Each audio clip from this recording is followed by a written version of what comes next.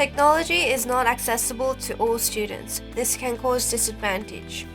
Digital divide is defined as the gap between those with regular, effective access to digital technologies, in particular the internet, and those without.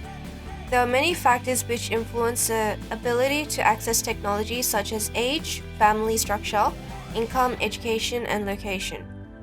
For example, studies have shown that students who live in remote and rural areas have greater difficulties accessing the internet or technology. Furthermore, research indicates that 62% of households with annual income of less than $30,000 have access to technology, whereas more than 90% of households with an annual income of more than $50,000 have access to everyday technology.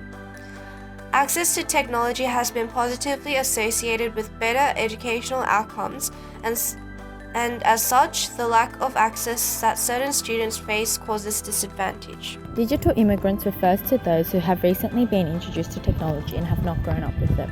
Older teachers struggle to use email. How are they meant to cope with the fast-changing technology in the classroom to effectively teach the class? Smartboards are new and supposed to help the learning environment. However, how effective would this be if the teacher is unable to use it? Digital natives are mostly young people who have grown up with technology their whole lives and are very familiar with it. Technophobia is a fear of technology. Research by Boston in 1998 found that almost all age, ethnicity, and those living in remote areas were affected. Technophobia does not just affect the elderly. The only group that seemingly was unaffected were young white males. Although a teacher's lack of knowledge in this area does not necessarily mean that they are ignored by their students, it does mean that technology cannot help teachers discard all disadvantages in the classroom. Hence, we cannot say that technology has eradicated educational disadvantage. Advancements in technology have led students to become dependent on modern technology. Frequent use of modern technology can hinder academic performance as they can affect one's critical thinking, memory, and research skills.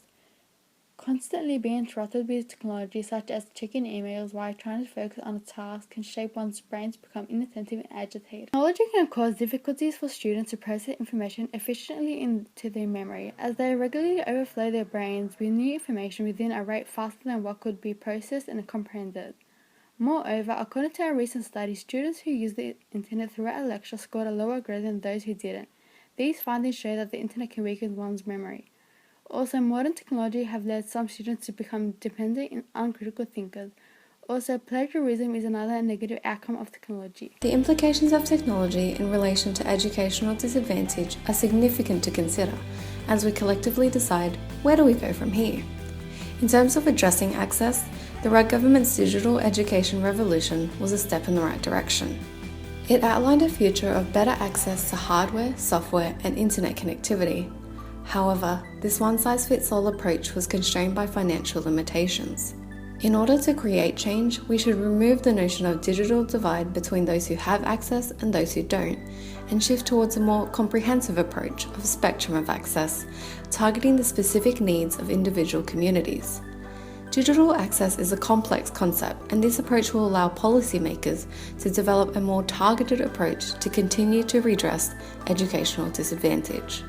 However, access to technology must be consolidated with substantial digital literacy.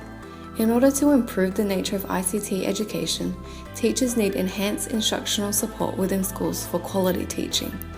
We suggest pedagogical shifts towards a more collaborative system, with teachers and students sharing skills and knowledge. In addition, teachers should take advantage of resources like educational forums and curriculum assistance. Technology is rapidly changing the educational landscape, and it has vast potential in improving the lives of disadvantaged students. However, policymakers should consider social and pedagogical shifts to make a meaningful difference.